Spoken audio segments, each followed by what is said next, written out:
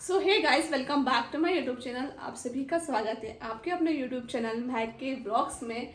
So guys, finally हमारे घर की जो शादी थी, मेरे देवर की शादी थी, वो ख़त्म हो चुकी है। काफ़ी मज़ा आया, आप सभी ने वीडियोस देखा, बहुत प्यार दिया, सपोर्ट दिया है मुझे, इसके लिए सभी को दिल से थैंक यू सो मच। मैंने उस बीच में एक वीडियो शेयर करा था आप लोगों के साथ, मैं उसमें बहुत ज़्यादा रो रही थी क्योंकि मेरे साथ ऐसा व्यवहार हुआ था शादी में कि मैंने कभी सोचा नहीं था, ना ही मैंने उम्मीद करी थी कि मेरे साथ ऐसा व्यवहार होगा। कोई मेरे पुराना जो मेरा हो चुका है, बीत चुका है, आज उसी को याद करके मुझे ऐसा मेरे साथ किया जाएगा। तो इसलिए मेरे को बहुत हर्ट हुआ था, मैं बहुत बुरी तरह से हर्ट हो गई थी क्योंकि आज मैं ना सभी को लेकर चलती हूँ, सभी के बारे में सोचती हूँ। ऐसा नहीं है कि मैं आज मेरे मम्मी पापा को भी बहुत मिस करती हूँ और आज मैं यहाँ पर हूँ मेरे हिंदू ससुराल में। सब मुझे किस तरह से रखते हैं आप सभी देखते हो वीडियोस में, बहुत खुश रहती हूँ और हंसी मजाक करते हैं, बच्चों की तरह हम रहते हैं सभी लोग।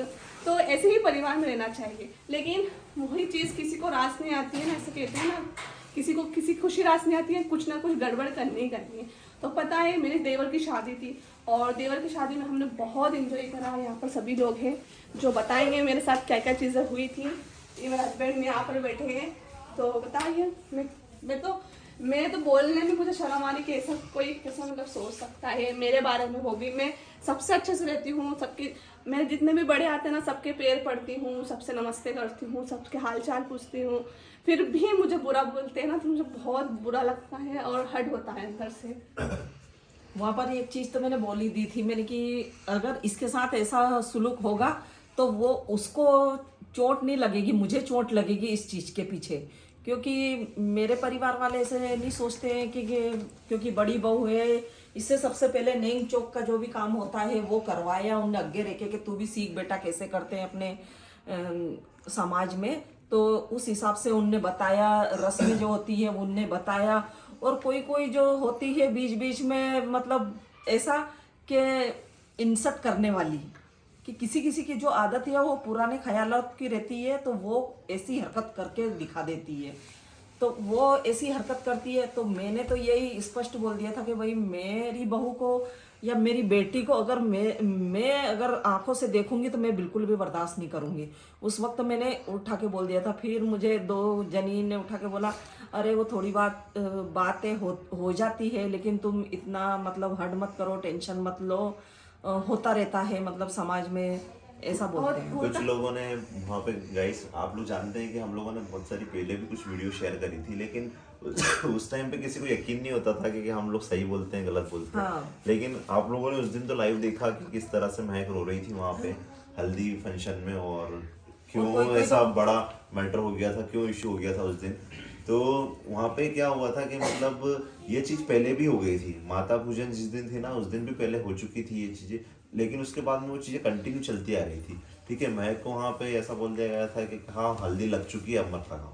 ठीक है, हाँ, अब 5 कुछ लोग, जने का जो काम है वो हाँ वो हो चुका है तो वो अब मत करो। ठीक है, ऐसा बोल दिया था वहाँ पे उठा के किसी ने।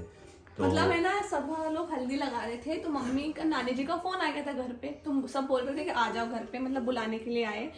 तो मैंने कि चलो, मम्मी ने बोला कि तू चल बेटा, मैं आ रही हूँ बात करके। तो मैं चली गई वहाँ पर हल्दी लगाने के लिए और मम्मी मेरे पीछे पीछे आने लग गए थे। और मैं जैसे ही वहाँ पर पहुंची ना कि चलो हल्दी लगा देती हूँ, तो वहाँ पर मुझे ऐसा बोला गया कि तुम्हारे हमारे नेक चुप के काम कर ले और तुम्हारा काम तुम बाद में करा करना, जो भी तुम्हें करना है। ऐसी बात हो गई थी, मतलब हल्दी मत लगाओ।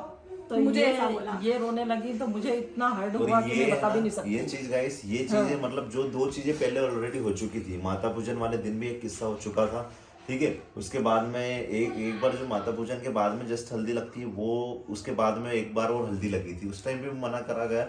और उसके बाद में जब महक रोने लगी थी वो तीसरे टाइम था। ठीक है, तीसरे टाइम बोला गया था तो महक हर्ट हुई थी और तो उसको बुरा लगा था कि यार मुझे मतलब क्या मैं सीख नहीं सकती, क्या हमारे मतलब चीजें जो हो रही है समाज के अंदर, हमारे धर्म में जो चीजें हो रही है। क्योंकि आप सब लोग जानते हैं कि महक किस तरह से सीखने की कितनी उसको उत्सुकता होती है और कितनी ज्यादा एक्साइटेड थी वो शादी के लिए भी।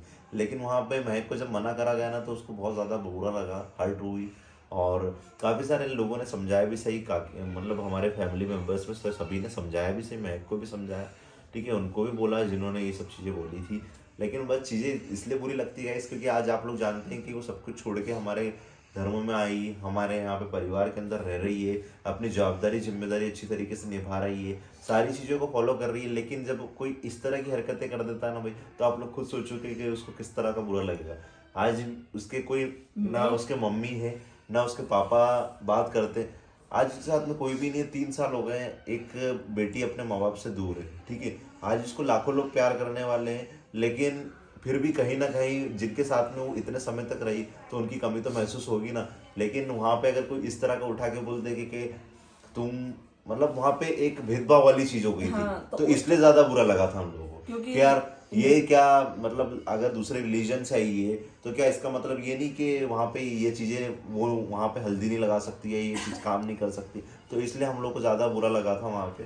तो फिर मम्मी ने भी बहुत सारी चीजें बोली भी सही वहाँ पे, और कुछ चीजें फिर क्योंकि मैं तो इसलिए मेरे को तकलीफ होती है क्योंकि सबसे ज़्यादा मैं उससे लाड़ प्यार से रखती हूँ, उसका सारा काम जो भी होता है उसको संभालती हूँ, तो उसको इतना लाड़ प्यार देती हूँ कि उसके माँ बाप की याद ना आए। इतनी सब कुछ खुशी देने के बाद में अगर कोई अगर उसको बोलेगा तो दर्द तो मुझे होगा, उससे ज़्यादा दर्द मुझे होता है, मुझे तकलीफ होती है, इसलिए मैं बर्दाश्त नहीं कर मुझे पाती हूँ, मतलब इसलिए ऐसा मैं बोल बोला देती हूँ। उस टाइम पर कि यार सब बोल रहे थे कि छोड़ो, ऐसे दिल पे नहीं लेते। देखो एक पहली बार हो गया था तो मैंने सोचा था चलो छोड़ो, और मैंने परिवार में किसी को भी नहीं बताया था, ना मेरे हस्बैंड को बताया, ना मेरी मम्मी को बताया था, क्योंकि लड़ी बढ़ेगी, क्योंकि लड़ाई होगी, मेरे को ऐसा लगा था। शादी किसी की शादी हम लोग नहीं बिगाड़ना चीज चाहते। देख चुकी थी एक बार, उसके बाद फिर दूसरी बार हुआ तो फिर भी मैंने उसको इग्नोर करा। उसके बाद मम्मी ने दूसरी बार में देख लिया था, फिर हमने घर में भी बात करी। उसके बाद फिर तीसरी बार हल्दी के टाइम पर ऐसा हुआ तो मुझे आ गया रोना। अब कितना मैं कंट्रोल करूँ, 2 बार मैंने सहन कर लिया। तीसरी बार मुझे बोला गया नहीं कि हल्दी नहीं लग गई, अब नहीं लगानी हल्दी। तो मतलब क्यों नहीं लगानी, क्या मैं दूसरे रीजन से हूँ इसलिए? मैं वहाँ बोल तो नहीं सकती थी उनको कि वो बड़े थे, मैं इज्जत करती हूँ बड़े की। तो उसके बाद मेरे मम्मी ने फिर मेरे हस्बैंड को इतना गुस्सा आया था कि वो मुझे लेकर आ गए घर पे। पापा को तो इतना गुस्सा आया था। उसके बाद ना फिर वहाँ पर मम्मी ने पापा को फोन लगा दिया, फिर पापा ने मम्मी ने बताया सब कुछ। इतने में पापा ने ना उनके बेटे होने को फोन लगा दिया, उनके बेटे होने का उनके पास फोन आ गया। उसके बाद उनको अच्छे से समझाया और फिर वो उन्होंने बोला भी सही मैंने कि मुझे किसी की बात का बुरा नहीं लगा, लेकिन आप ऐसा क्यों भेदभाव रख रहे हो।